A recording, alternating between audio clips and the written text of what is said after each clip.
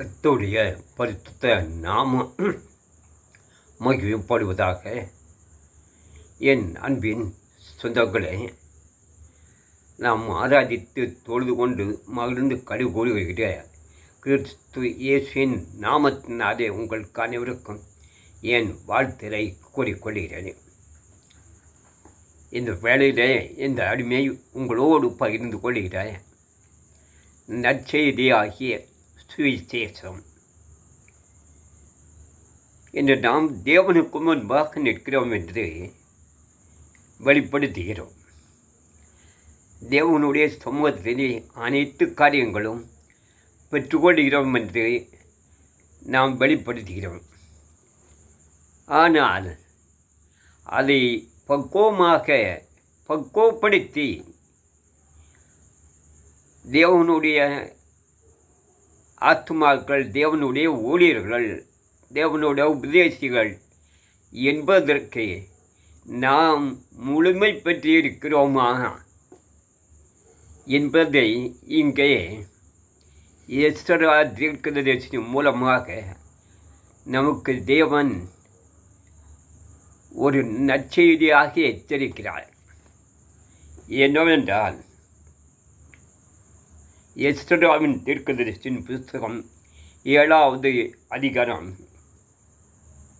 10வது வசனத்திலே, கர்த்தருடைய வேதத்தை ஆராயவும் அதன்படி செய்யவும் இஸ்ரவேலிலே கட்டளைகளையும் நீதி நியாயங்களையும் உபதேசிக்கவும் எஸ்ரா தன் இருதயத்தை பக்குவப்படுத்தி இருந்தான். பாருங்க, எஸ்ரா தீர்க்கதரிசி எப்படி ஜனங்கள் மத்தியிலே இருந்தாராம். கர்த்தருடைய வேதத்தை ஆராயவும் அதன்படி செய்யவும் என்ற பரிசுத்த வேதகாமத்தை நம் கையிலே வைத்திருக்கிறோம். இது தேவன் நமக்கு எதை போதித்திருக்கிறார், இதனுடைய ரகசியம் மறைப்பொருளும் என்னவென்று நாம் அதை ஆராயவும் அவர் அதை ஆராய்ந்திருக்கிறார். அதன்படி செய்யவும் இங்கதான் பிரதானமான காரியம். அதை ஆராய்ந்தோம், அறிந்து கொள்கிறோம். நன்மை என்னதென்று அறிந்து கொள்கிறோம். அந்த நன்மைக்கு நிகராக நாம் செய்கிறோமா, அவர் அதை செய்யவும் கற்றுக்கொண்டதன்படி செய்யவும் இஸ்ரவேலிலே கட்டளைகளையும் நீதி நியாயங்களையும் உபதேசிக்கவும். பலிபீடத்திலே நீதி நியாயங்களை உபதேசிக்கவும், கட்டளைகளையும் பிரமாணங்களையும் தேவனுடைய நல்வழிகளை உபதேசிக்கவும் எஸ்ரா தன் இருதயத்தை பக்குவப்படுத்தியிருந்தான்.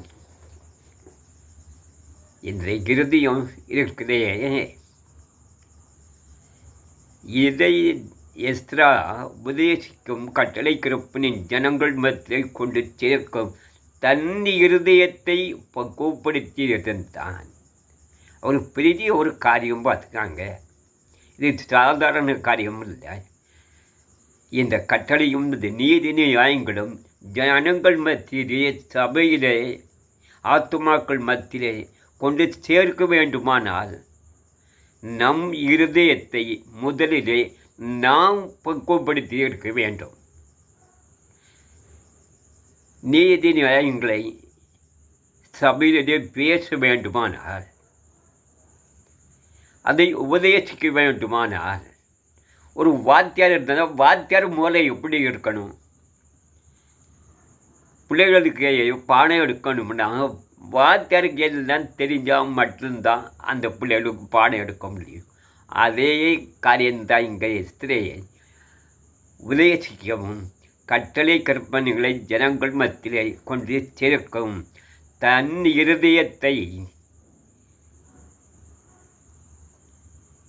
முழுமைப்படுத்தினார். தன் இருதயத்தை பக்குவப்படுத்தினார். தன் இருதயத்தை தூய்மைப்படுத்தினார். தன் இருதயத்திலே தேவனுடைய கட்டளை கற்பனைகளை ஜனங்களை கொண்டு சேர்ப்பதற்கு தேவனோடு இருந்தால் மட்டுமே ஒரு தீர்க்கதரிசியினுடைய இருதயம் பக்குவப்பட்டிருக்கும். அவருடைய வார்த்தைகள் படிந்து அவருடைய கட்டளை கற்பனை கீழ்ப்படிந்து சத்தியத்தை கையிலே எடுத்தால் அந்த சத்தியம் நமக்கு எதை போதிக்கிறதோ அதுக்குள்ளாக நம்மை முழுமையாக ஒப்பு கொடுத்தால் மட்டுமே அதுதான் இருதயத்தை பக்குவப்படுத்துவது. இருதயத்தை பக்குவப்படுத்துவது என்றால் ஒரு காரியத்தை உங்கள் மத்தியிலே வெளிப்படுத்துகிறேன். யாரையும் காயப்படுத்த வேண்டுமோ குற்றப்படுத்த வேண்டுமோ என்பதல்ல. நீதிமான் ஒருவனும் இல்லை, ஒருவனாயிரம் இல்லை. அப்போ நான் நீதிமான் என்று சொல்வதற்கு தேவனுக்கு முன்பாக மாத்திரம். தேவனுக்கு முன்பாக நாம் பயந்து நடுங்கி நமக்கு முன்பாக நிற்கிற சகோதரனையும் தேவனுடைய மனிதனாக ஏற்றுக்கொண்டு நாம் அவர் மீது அன்பு செலுத்த வேண்டும். ஆனால் அவர்கள் செய்கின்ற சில காரியங்களை கண்டித்து உணர்த்து உன் சகோதரனாக இருந்தால் வழிதவறி போனால் உன் பார்வைக்கு அது நல்லதாக தெரிந்தால் அவர் வழிகள் புலாங்கனர்களாக இருந்தால் அதை அவரிடத்திலே கண்டித்து உணர்த்து என்றிருக்கிறார். அப்போ கண்டித்து உணர்த்த வேண்டுமானால் நம் இருதயம் தேவனுக்கு முன்பாக அவரை கண்டிக்கவும் அவரை நீதி நியாயத்தை கை கொள்ளுங்கள் என்று வலியுறுத்தவும் நம்பியிருந்தும் தேவனுக்கு முன்பாக பக்குவப்படுத்தி இருக்க வேண்டும். அப்பொழுது மட்டுமே நம்மளுக்குள்ளாக வாசம் பண்ணுகிற ஆவியானவர் நாம் தேவனுக்கு முன்பாக எப்படி இருக்குமோ அதே போல் அவர்களும் இருக்க வேண்டும் என்று நம்மோடு கூட பேசுவார். கடந்த வாரத்திலே ஒரு சபையிலே போயிருந்தேன். அந்த சபையிலே அருமையான ஆராதனை, அருமையான ஆத்மாக்கள். அந்த சபையில் ஒரு செய்தியை கொடுப்பதற்கு ஒரு தெய்வ மனிதனை அவர்கள் ஏற்பாடு பண்ணியிருக்கிறார்கள். அருமையான ஒரு அவர்களுக்கு ஏற்ற ஒரு செய்தி. அதை குற்றப்படுத்தவோ குறைய சொல்லவோ நான் இல்லை. அந்த அன்பு சகோதரன் செல்போனை கையில் எடுத்தார். இவன் எடுக்காம பாருங்க, மகா மோசமானவன். இவன் நம்மளை கெடுத்து போடுவான். இவங்ககிட்ட கொஞ்சம் எச்சரிக்கையாக இருக்கும்னு செல்போனை எடுத்து ஆத்மாக்கள் மத்தியிலே அதை காட்டினார். நான் பரவாயில்லையே, அது உண்மையான காரியம்தான். இந்த பிசாசு இப்போ ஜனங்களை, வாலிப பெண்களை அனைவரையுமே தேவனுடைய சமூகத்தை விட்டு உலகத்துக்குள்ளாக பலவிதமான கேடுபாடுகளுக்குள்ளாக வழிநடக்கிற இந்த ஒரு கொடிய ஆயுதம் இந்த செல்போன் அல்லவா. இவன் தான் நம்மளை கெடுக்கிறான் என்று அழகாட்டு சபையில் உபதேசித்தாரே என்று நான் ரொம்ப சந்தோஷப்பட்டேன். ஆனால் ஆராதனையில் முடிஞ்சு எடுத்து ஐயா சாப்பிட்டுட்டு போங்கன்னாங்க. சபை ஊழியர், அந்த செய்தி கொடுத்த ஊழியர், அந்த 3 பேரும் சாப்பிட்டு போகணும் போய் மேசையில் சாப்பிட உட்கார்ந்தா.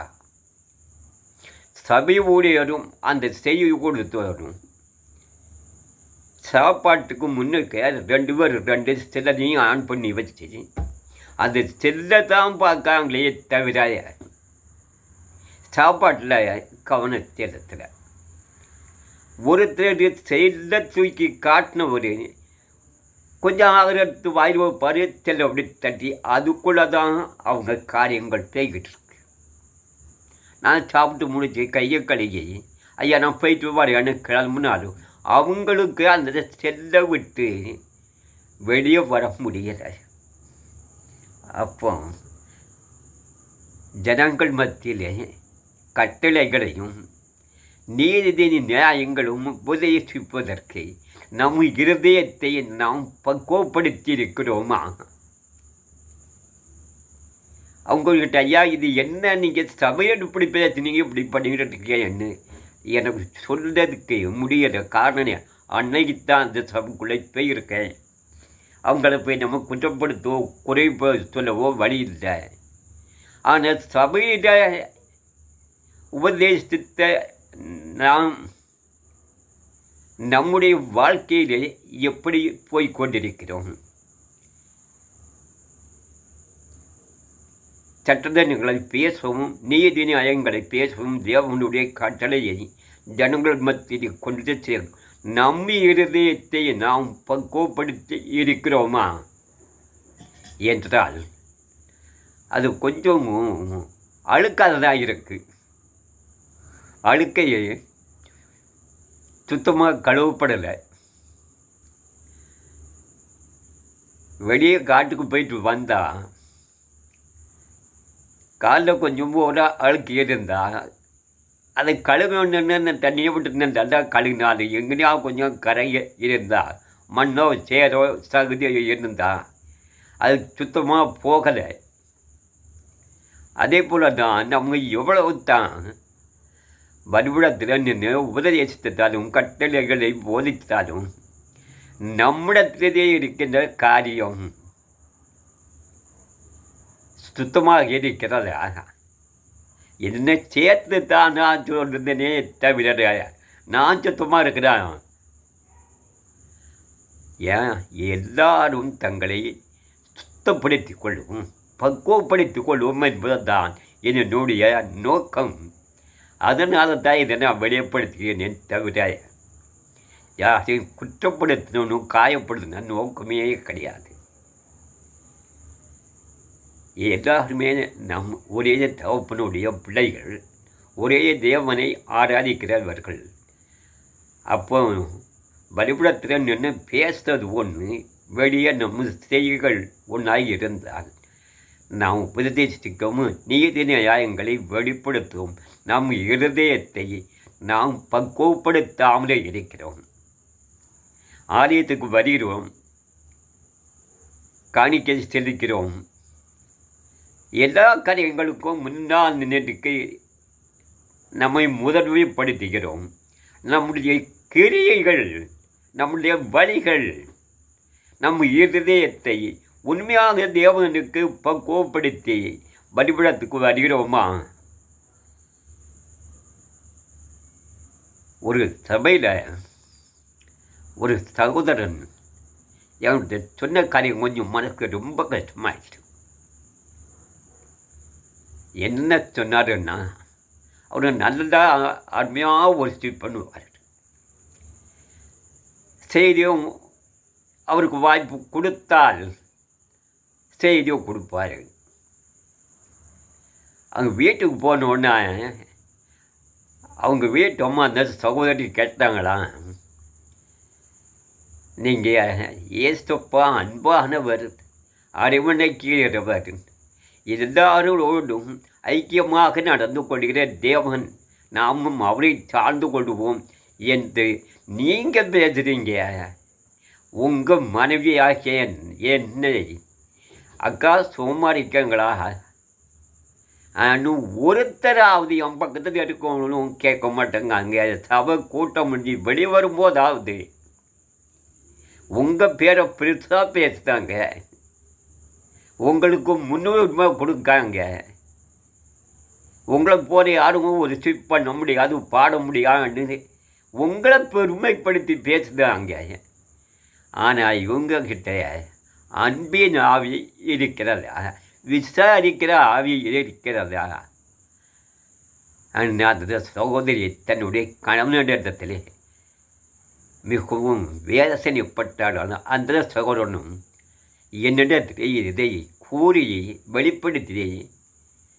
மனசுக்கு ரொம்ப கஷ்டமாக இருக்கையா. ஊழியக்காரரை பார்த்தா தன்னை விட்ட யாருமே இல்லைன்னு பிரசங்கம் பண்ணுதாரு. ஆனால் உபதேசிக்க இந்த ஜனங்களுக்கு பக்கத்தில் இருக்கவும் முதல்ல உங்கள் பிரச்சனை எடுத்துங்க. ஒரு வாழ்த்தலை சொல்லுங்கள், ஒரு வாழ்த்தலை முத்தத்தை செய்யுங்கள். அதை வெளிப்படுத்த மாட்டேங்காங்க. என் மனைவி வந்து என்கிட்ட வந்து ரொம்ப வருத்தப்படா. உண்மையாக அப்படித்தான். அதுதான் இருதயத்தை பக்குவப்படுத்தவில்லை என்றால் பலிபிடத்தில் போய் பாடியதற்கு, துதித்ததற்கு, ஆராதித்ததற்கு, சத்தம் போட்டு பிரசங்கம் பண்ணி எதுக்கு பொழுது சத்தத்தை பார்த்தா அந்த உள்ளே இருந்து கேட்க முடியல. நம்ம கதை கிழிஞ்சிரும் போட்டுக்க அந்த அளவுக்கு சத்தம். ஆனால் அந்த சபைக்குள்ளே இருக்க ஆத்மாக்கள்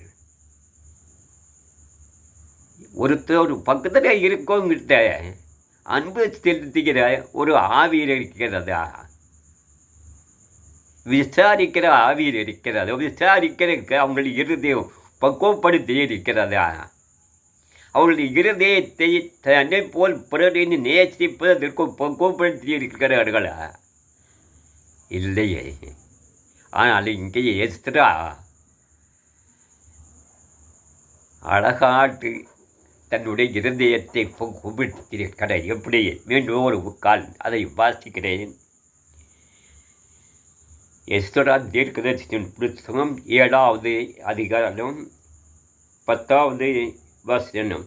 கர்த்தருடைய வேதத்தை ஆராயவும் அதன்படி செய்யவும், இஸ்ரவேலுடைய கட்டளைகளையும் நீதி நியாயங்களும் உபதேசிக்கவும் எஸ்ரா தன் இருதயத்தை பக்குவப்படுத்தியிருந்தான். ஆமீன்.